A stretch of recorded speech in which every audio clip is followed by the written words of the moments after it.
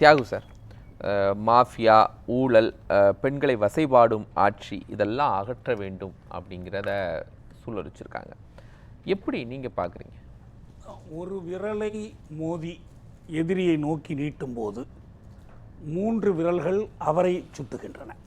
இதை நாம் புரிந்து கொள்ளணும். அவர் சொல்கிற எந்த குற்றச்சாட்டிலிருந்தும் அவர் விடுபட முடியாது. ஏன்னா கடந்த கால அனுபவம் இருக்குது. நேற்று புதுசாக அவர் அரசியலுக்கு வரல. குஜராத்தில் முதலமைச்சராக இருந்திருக்கிறாரு. 10 ஆண்டுகளுக்கு மேலே இந்தியாவில் பிரதமராக இருந்திருக்கார். அவருடைய கட்சியினுடைய மூத்த தலைவர் சுப்பிரமணிய சாமி என்ன சொல்கிறாருன்னா, ஊழலை எதிர்த்து போராடுவதில் கவலை கொண்டிருக்கிற மக்களின் பார்வையில் மோடி அனைத்து நற்பெயரையும் இழந்து விட்டார். இது சுப்பிரமணிய சாமி சொல்கிறது. இப்போ அவர் சூளுரை ஏற்கிறார்னா, இவருடைய சூளுரை என்பது திமுக அரசுக்கு விடை கொடுக்குங்கிறார். சரி, இந்திய அரசு அவங்க கையில் இருக்குது, பெரும்பாலான மாநில அரசுகள் இருக்குது. தமிழ்நாடு அவங்க கையில் அந்த அரசும் இல்லை. அவங்க கடந்த தேர்தலில் முழுமையாக தோல்வியும் அடைஞ்சிருக்கிறாங்க. அப்பையும் சூளுரை ஏற்றார். வெறும் ஆட்சி நடத்துவோம், பிரதமராக வருவோம்னு மட்டும் சூளுரை ஏற்கலை. 400 இடங்களுக்கு குறையாமல் பாஜக பெற வேண்டும், பெற்று நாங்கள் 1000 ஆண்டுக்கான அமைப்பை உருவாக்குவோம் என்று நாடாளுமன்றத்தில் அவர் சூளுரை எடுத்தார். அந்த சூளுரை தோற்றது. மக்கள் அவருக்கு அந்த கட்டளையை தரவில்லை. அடுத்த 2 கட்சிகளுடைய தயவோடு தான் ஆட்சிக்கு வர முடிச்சு. காஷ்மீரில் நான் இப்படி ஒரு மாற்றத்தை கொண்டு வர்றேன் என்று சூளுரை எடுத்தார். அந்த சூளுரையெல்லாம் ஏற்கலை. ஊழலை ஒழிக்க போறேன்னு சொன்னாங்க. பீகார்ல செஞ்சிட்டார் சார், மகாராஷ்டிரால செஞ்சிட்டார் சார். என்ன செஞ்சிட்டாங்க? ஆட்சி இது நிலைநிறுத்திட்டாங்க. இல்லை இங்கே ஆட்சி யார் அமைக்கிறா, யாரை கொண்டு அமைக்கிறாங்கிற பேச்சே இல்லை. யாராக இருந்தாலும் சொல்கிறேன், ஆட்சியின் மூலம் மக்களுக்காக என்ன சாதிக்கிறாங்கிறது தான். அஜித் பவார் மேலே குற்றச்சாட்டு சொல்லி அஜித் பவாரையும் சரத்பவாரையும் அதானி வீட்டுக்கு வரவழைச்சு நேரில் உட்கார்ந்து பேசி, நீங்கள் கட்சி மாதிரி இந்த பக்கம் வரலன்னா உங்கள் மேலே ஈடி நடவடிக்கை எடுக்கணும்னு மிரட்டி கட்சி மாறு செய்தி. சார் உங்களுக்கு நல்லா தெரியும், அரசியல் வெற்றி தான் முக்கியம். அந்த வெற்றியை பீகார்ல செஞ்சுட்டாரு, மகாராஷ்டிரால செஞ்சுட்டாங்க. அதை நீங்க ஒத்துக்கிட்டு தமிழ்நாட்டில் செய்ய முடியாது. நீங்க இல்ல அவங்க ஆட்சிக்கு வர முடியுமா முடியாதாங்கிறத பத்தி பிரச்சனையே எனக்கு இல்லை. நீங்க அதை ஊழலை காரணமா சொல்லும் போது உங்க ஊழலை மறைத்து கொண்டு சொல்கிறீர்கள். நீங்கள் மலை முருங்கி மாணிக்கத்தங்கால், உங்களுக்கு கதவு ஒரு அப்பளம். இதெல்லாம் மாநில அரசுல உங்களுக்கு ஒரு பொருட்டே இல்லை. நான் என்ன சொல்றேன், இதுக்கு என்ன நடவடிக்கை எடுக்கணும்? ஊழலை மறைக்குது அப்படின்னா திமுகல இருக்கவங்க ஊழல் செய்யலையா? இல்ல நான் கேட்கறது, திமுக ஊழல் செய்யுதா செய்யலாங்கல்ல. ஊழல் இருக்கு, எல்லா இடத்துலயும் இருக்கு, திமுக ஆட்சி உட்பட இருக்கு. திமுக சொல்ற பதிலை பத்தி நான் தனியா விளக்கம் சொல்றேன். இப்போ முதல் பேச்சு மோடியின் சூளுரை தான். இல்ல 2 பக்கமும் ஒரே மாதிரி முள்ளு இருக்கணும். இல்ல இங்க பிரச்சனை என்னன்னா, ஒரு மாநில அரசின் மீது அவர் ஊழல் குற்றச்சாட்டு சொல்றாருன்னா அவங்க என்ன பதில் சொல்றாங்க, அந்த பதில் சரியா தப்பா அடுத்து வருவோம். முதல்ல மோடிக்கு ஊழலை பற்றி பேச தகுதி உண்டா? இன்னைக்கு அஸ்ஸாமினுடைய முதலமைச்சராக அஸ்ஸாமினுடைய முதலமைச்சராக யாரை எடுத்து வச்சிருக்கிறாங்க? ஹிமந்த பிஸ்வா சர்மா. இல்ல நீங்க இங்க தமிழக அரசுல யாரை பற்றியும் நீங்க அப்படி ஒரு வெள்ளை அறிக்கை குற்றச்சாட்டை பிஜேபி கொடுத்து அதன் மேல பேசல. ஆனா அஸ்ஸாம்ல என்ன பண்ணாங்கன்னா, ஆயிரக்கணக்கான கோடி ரூபாய்கள் அவர் ஊழல் செய்தார் என்று பிஜேபி வெள்ளை அறிக்கை அவர் காங்கிரஸ்ல இருக்கும்போது யாருக்கு? ஹிமந்த பிஸ்வா சர்மாவுக்கு. இங்க நிறைய பேர் மேல ஊழல் பட்டியல. இல்ல நான் கேட்கறது, உங்களுடைய லோக் ஆயுக்தா என்னாச்சு, லோக்பால் என்னாச்சு? கடந்த 5 வருஷத்துல லோக்பால் கூட்டம் எதையாவது மோடி நடத்தி இருக்கிறாரா? ஊழல் ஒழிப்புங்கிறது பத்திரிகையில விளம்பரப்படுத்துறது, ஊடகத்தில் விவாதிக்கிறது இல்லை. அதற்கான பொறிமுறைகள், நீதி பொறிமுறைகளை உருவாக்கணும். அதை கேட்டுதான் அன்னைக்கு போராட்டம் நடந்துச்சு. சார் நீங்க இப்ப பேசக்கூடிய விஷயம் எல்லாம் தேர்தலில் தாக்கத்தை ஏற்படுத்துமா? மோடி வந்தாரு, ஊழலை ஒழிப்பேன்னு சொன்னாரு, திமுக வீட்டுக்கு அனுப்புவேன்னு சொன்னாரு, காலம் வந்து தமிழ்நாட்டு தேர்தலில் பேசப்படும். அசாம்ல இருந்துச்சு, திமுக எதிர்கட்சி நீங்க வீட்டுக்கு அனுப்பணும்னு ஆசைப்படுங்க. அதுக்காக யாரோட வேணாலும் கூட்டம் சேருங்க. ரொம்ப பொது வாழ்க்கையில் தூய்மையை பாதுகாக்கிற டிடிவி தினகரனும் எடப்பாடியும், தூய்மையை காத்ததற்காகவே உச்சநீதிமன்றத்தால் தண்டிக்கப்பட்ட ஊழல் குற்றவாளி ஜெயலலிதாவை புகழ்ந்து நீங்க ஓட்டு கேளுங்க, அது பிரச்சனை இல்லை. ஆனால் நான் ஊழலை செய்யாதவன், இந்த அரசு தான் ஊழல் செய்துன்னு சொல்லி பேசுறீங்க பாருங்க, அது தமிழ் மக்கள் ஏற்றுக்கொள்ள மாட்டார்கள், அது நம்ப மாட்டாங்க. ஊழல்ல தலைமை பீடம் நீங்க தான். எவரெஸ்ட் யாருன்னா மோடி தான். ஒரே ஒன்று சார், மகாராஷ்டிரால செஞ்சுட்டாரு, பீகார்ல செஞ்சுட்டாரு, ஒடிசால ஆட்சி மாற்றத்தை கொண்டு வந்துட்டார், தமிழ்நாட்டுக்கு டார்கெட் ஃபிக்ஸ் பண்ணிட்டாரு, இங்க கவுண்ட் டவுன் ஸ்டார்ட்னு சொல்லிட்டார். இதை எப்படி மாற்ற முடியுங்க? இல்லை நீங்க கவுண்ட் டவுன் ஸ்டார்ட்னா நீங்களே ஓட்டெல்லாம் போட்டுக்கிடுவீங்க, எஸ்ஐஆரை பயன்படுத்துவீங்க, ஓட்டு திருட்டு பண்ணி ஜெயிப்பீங்கன்னா அதை உங்களுக்கு தேர்தல் மூலம் தோற்கடிக்க முடியாது. நான் மீண்டும் மீண்டும் சொல்றேன், எதையுமே திமுக கூட்டணியால இந்தியா பிளாக்கால தடுக்க முடியல. நான் ஒன்று சொல்றேன் கேளுங்க, இந்தியா பிளாக்கில் யாருமே ஓட்டு திருடுகிறவர்களை தடுக்க முடியாது. கையில் வந்து எல்லா அதிகாரங்களையும் பயன்படுத்தி வைத்துக்கொண்டு இடி உங்கள் கையில், சிபிஐ உங்கள் கையில், இன்கம் டேக்ஸ் டிபார்ட்மெண்ட் உங்கள் கையில், எல்லாத்தையும் வெளிப்படையாக பயன்படுத்துறீங்க, ஒளிமறைவே இல்லாமல் பயன்படுத்துறீங்க. நீங்கள் கூட்டணி இபிஎஸோட சேர்றீங்களா டிடிவியோட சேர்றீங்களாங்கிறதெல்லாம் அப்புறம். நீங்கள் முதல்ல வந்து மைய அரசு நிறுவனங்களோடு கூட்டு, நீதிமன்றங்களோடு கூட்டு, இந்த கூட்டை பயன்படுத்தி கொண்டு நீங்கள் ஃப்ராடு பண்ணி ஜெயிக்கலாம். மோடி நேர்மையான தேர்தலில் மோடியை நான் இப்பயும் சொல்றேன், உறுதியா சொல்றேன், திமுக வேற எல்லாரும் குறிச்சுங்க, நேர்மையான தேர்தலில் மோடியை தோற்கடிக்க முடியாது. ராகுலா இருந்தாலும் சரி, ஸ்டாலினா இருந்தாலும் சரி. மக்கள் போராட்டத்தையும் பாஜக கையில வச்சிருக்கலாம் சார். இத்தனை ஆயுதங்களையும் பாஜக கையில வச்சிருக்கல. இதையெல்லாம் தாண்டி திமுக எப்படி வெற்றி பெற முடியும்? இல்ல அதான் சொல்றேன், இதையெல்லாம் தாண்டி திமுக வெற்றி பெற முடியாதுன்னு சொன்னா தேர்தலில் வெற்றி பெற முடியாதுன்னு முடிவு பண்ணி திமுக போராட்டத்துக்கு வரணும், களத்துக்கு வரணும். ஏன் நான் கேட்கிறேன், அப்துல் கஃபூரை எதிர்த்து ஜெயபிரகாஷ் நாராயணன் என்ன செஞ்சார் 75ல? எஸ்ஏஆர்ல திமுக என்ன சார் பண்ணுச்சு? எஸ்ஏஆர்ல திமுக என்ன ஸ்டாண்ட் எடுத்து? எஸ்ஏஆர்ல என்ன ஸ்டாண்ட் எடுத்திருக்காங்கன்னா, இல்ல நான் சொல்றது எஸ்ஏஆர் வேணுங்கிறாங்களா வேண்டாம்னு சொல்றாங்களா திமுக?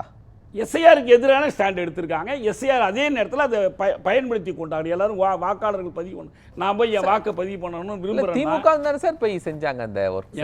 திமுக அந்த ஒர்க்ஸை செஞ்சாங்கல்ல சார், அவங்க தானே சார் மானிட்டர் பண்ணாங்க. இப்போ திமுகவுக்கும் பாஜகவுக்குமான விவாதம் அல்ல இது. வாக்காளர்களுக்கு வாக்குரிமை வேண்டும் என்றால் என்ன செய்யணுங்கிறது தான். திமுக ஏற்றுக்கிறதெல்லாம் வாக்காளர் ஏற்றுக்கணும்னு அவசியம் இல்லை, நான் ஏற்றுக்கணும்னு அவசியம் இல்லை.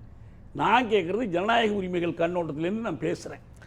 திமுக ஒத்துக்கிறதா நானும் ஒத்துக்கிட்டு போனேன். என்ன திமுக கூட்டணி இல்லையா, நம்ம சேர்ந்துருக்கிறோம். சரி சார், நான் ஒன்று கேட்குறேன் சார். இப்போ அதிமுகவும் பாஜகவும் இன்டாக்ட் ஆகாது அப்படின்னாங்க. இன்னைக்கு அதிமுக பாஜக அமமுக எல்லாம் இன்டாக்ட் ஆயிட்டாங்க. ஆனா திமுக ஊழல் பெருச்சாலிங்க, கூட்டணி சேர்ந்து காங்கிரஸாலையும் இன்னும் அந்த கூட்டணி இன்டாக்ட் ஆக முடியாத சூழல்லாம் இருக்கு. இல்லை, இன்டாக்ட் ஆகணும்னா முதல் விஷயம் ஒன்று புரிஞ்சுக்கணும். இன்டாக்ட் ஆகிறதுக்கு என்ன வழி?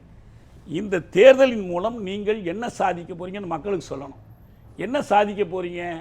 மோடி வெளியேறுவதற்கான அழுத்தத்தை கூடுதலாக்க போறீங்க. நீங்க மாநில அரசை வைத்துக் கொண்டு என்னெல்லாம் சாதிக்க முடியும்? திமுக கேட்கிறேன் சார், என்னெல்லாம் சாதிச்சிட முடியும்? திமுக கேட்கலாம், என்னெல்லாம் சாதிச்சிட முடியும்?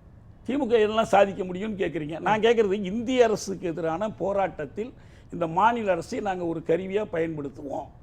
இதற்கு என்ன முடியுமோ மோடிக்கு எதிரான தீர்ப்பு வழங்குங்க. மாநில சட்டமன்றத்துக்கான தேர்தல் என்றே கருதி கொண்டு ஓட்டு போட வேணாம். இந்திய அரசு மீதான கருத்து கணிப்பாக இந்த ஓட்டெடுப்பை மாற்றணும்.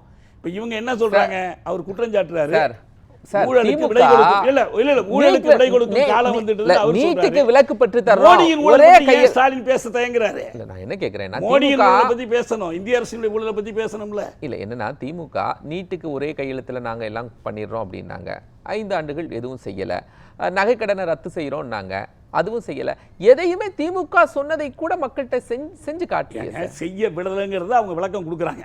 நாங்கள் முறைப்படி அதுக்கு ஒரு ஆணையம் போட்டோம், விசாரித்தோம், சட்டமன்றத்தில். நான் என்ன கேட்குறேன், எடப்பாடி தானே முதல் சட்டம் கொண்டு வந்தார் 2018 7.5. அது என்ன, நான் நீட்டை தான் கேட்குறேன். இல்லை, நான் நீட்டை தான் கேட்குறேன். நீட்டுக்கு 2 சட்டம் முதல்ல கொண்டு வந்து எடப்பாடி ஆட்சியில தான். இப்ப கூட்டணி எடப்பாடி 7.5 செஞ்சார்ல, இவங்களால நீட்டுக்கு விலக்கு தான் பெற முடியல. ஒரு 10% அதிகரிக்கவா செஞ்சிருக்கலாம். அது கூட மக்கள்கிட்ட நீட்டுக்கு விலக்கு பெற முடியாதுன்னு கேட்கிறேன். நீட்டுனால யாருக்கு நன்மை? தமிழக மக்கள் பெரும்பாலானவர்கள் நிராகரித்த நேட்டை இந்திய அரசு திணிக்குது சார். அது கன்கரண்ட் லிஸ்ட்ல இருக்கு, போராடியாகணும். தியாகு சாருக்கு தெரியும், அது கன்கரண்ட் லிஸ்ட்ல இருக்கு. அட்லீஸ்ட் நம்ம ஒரு 10% ஒரு ரிசர்வேஷனாவது கொடுக்கலாம்ல. அது உங்க கையில தானே இருக்கு. கொடுக்கலாம் இல்லங்கிறது அவங்க முடிவு பண்ணுங்க. நான் அதை ஏன் செய்யல? நமக்கு நீட்டு கூடாதுங்கிறது, விலக்கு வாங்குறதுல ஒரு ஏமாற்றம் அடைஞ்சிட்டாங்க. அப்போ தன் கையில இருக்கக்கூடிய 10%-ஐயாவது அவங்க கொடுக்கலாம்ல. அது கூட கொடுக்கல இல்ல திமுக. இல்லைங்க, நான் யாருக்கு எத்தனை சதவீதம் கொடுக்கறது அந்த விவாதத்துக்குள்ள நான் போகலை. நீட்டு வேணுமா வேண்டாமா? வேண்டாம் என்பது நிலைப்பாடுனா அதுக்கு என்னென்ன சட்டப்படி செய்யணுமோ செய்யணும். இவங்க நீட்டு தொடர்பாக இல்லை, இதே போன்ற பல மசோதாக்களை கிடப்பில் போட்டதுக்கு எதிராக நீதிமன்றத்தில் போய் ஆளுநரின் நடவடிக்கை தவறுன்னு தீர்ப்பு வாங்கிட்டு வந்தாங்க. என்ன முடியுமோ அதெல்லாம் செஞ்சாங்க. மீண்டும் சட்டமன்றத்தில் புதிய சட்டம் இயற்றினாங்க. இங்கே தமிழகத்திற்கே ஒரு அவமானம் இல்லையாங்க? தமிழக சட்டமன்றம் இயற்றிய தீர்மானத்தை இந்திய அரசு முடக்குது, ஆளுநர் முடக்குறாரு, மக்களால் தேர்ந்தெடுக்கப்படாத அமைப்புகள் முடக்குகிறன்னா தமிழக மக்களுக்கு ஒரு மான பிரச்சனை இல்லையா? இது சதவீதத்தை வாங்கிட்டு போறது, சலுகை வாங்கிட்டு பிச்சை வாங்கிட்டு போறதா என்ன சார்? நீட் அப்படிங்கிறது உச்சநீதிமன்றத்தால் அமல்படுத்தப்பட்டது அப்படின்னு தியாகு சாருக்கு தெரியும். என்ன உச்சநீதிமன்றம்? அந்த நீட்டு வேற, இந்த நீட்டு வேறங்க. நீங்க அந்த விவாதத்துக்குள்ள வரல. இப்ப திமுக கூட்டணி சோபிக்குமா? இன்டாக்ட் ஆயிட்டாங்களா? இப்போ அந்த பக்கம் நாங்க இன்டாக்ட் ஆயிட்டோம், இன்டாக்ட் ஆகலன்னு நான் சொல்றேன். அவங்க இன்டாக்ட் ஆகிறது ஊழல்னால.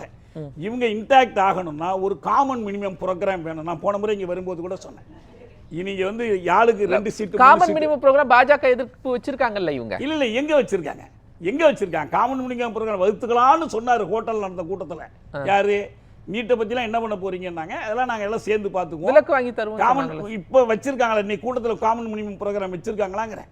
இன்னைக்கு அதை பத்தி பேசல. இப்ப ஒரே ஒரு ப்ரோக்ராம் தான். இந்த ஃபெரா வழக்குல இருந்து டிடிவி தினகரனை காப்பாற்றணும், ஊழல் இது சின்ன வாங்குற ஊழல்ல இருந்து காப்பாற்றணும். இல்ல இதான் நீங்க ப்ரொஜெக்ட் பண்றீங்க. எடப்பாடியை பாதுகாக்கணும். இதான் காமன் மினிமம் ப்ரோக்ராம். அமித்ஷா சொல்லிருக்காங்களா, பியூஷ் கோயல் சொல்லிருக்காங்க, நீங்க ப்ரொஜெக்ட் பண்றீங்க சார். மோடி சொன்னாரா? நம்ம கடந்த கால அனுபவம் இருக்கு. ஹேமந்த் பிஸ்வா சர்மா மேலான வழக்குகள் என்னாச்சு? அஜித் பவார் வேற மாநிலம் என்னாச்சு சார்? அசோக் சவான் மீதான வழக்குகள் ஏங்க சார் ஒரே ஒரு இடத்துலயாவது டிடிவி தினகரனுடைய அதிகாரிகளுக்கு அன்புமணியுடைய வழக்கையோ நாங்க நீக்குறோம் சொல்லி அமித்ஷாவோ பியூஷ் கோயலோ மோடியோ சொன்னாங்க? சொல்ற அளவுக்கு முட்டாள்களாங்க அவங்க. இவரு சொல்றாருங்க, இன்னைக்கு சுப்பிரமணிய சாமி சொல்றாரு, நீதிபதி லோயாவை கொன்றது அமித்ஷா. சொல்றது யாரு? என்ன நடவடிக்கை எடுத்தீங்க? உங்க கட்சிக்காரர் மூத்த தலைவர் சொல்றாரு, ஒரு நீதிபதியை கொலை செய்தவர் உள்துறை அமைச்சருங்கிறார். ஏன் லோயாவை கொன்னாங்க? லோயா அமித்ஷாவை சம்மன் பண்ணார், வா என் கோர்ட்ல வந்து நில்லு, நீ வராம இருக்க முடியாதுன்னு சொன்னார். அவங்களாம் என்டிஏ கூட்டணியில தான் சார் இருக்கிறாங்க. யாருங்க? டிடிவி தினகரன், அன்புமணி எல்லாருமே இருக்கிறாங்க. எதுக்காக இருக்கிறாங்க? ஏதாவது ஒரு விளக்கம் இருக்கா சார்? இன்னைக்கு கூட்டணியில இருக்கிறதுக்கு பதிலா இவங்க எல்லாம் இன்னைக்கு தான் இந்த கூட்டணிக்கு வந்த மாதிரி சொல்றீங்க. இவர்கள்லாம் ஏற்கனவே என்டிஏ கூட்டணியில் இருந்தவர்கள் தான்.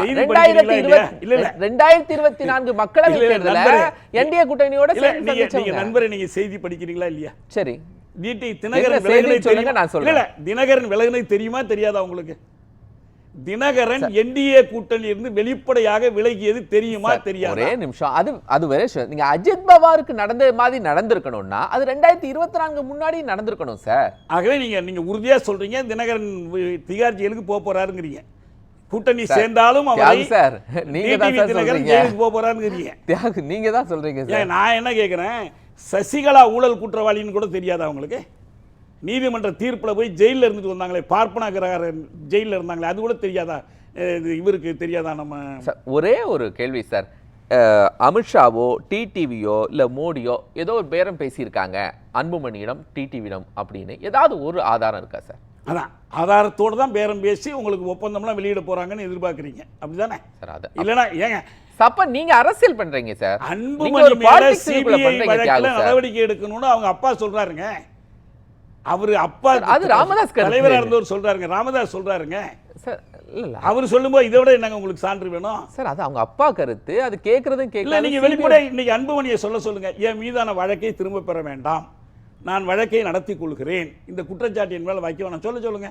தினகரனை சொல்லுங்க. 25 கோடி அபராதங்க அவருக்கு, அயல் செலாவணி வழக்கில் 25 கோடி அபராதம் கட்டினார் அவரு. என்னாச்சு அந்த வழக்கெல்லாம்? ஏங்க ஒண்ணுமே மக்கள் கண்ணுக்கு ஒண்ணுமே தெரியாது, நான் மறைக்கிறீங்க.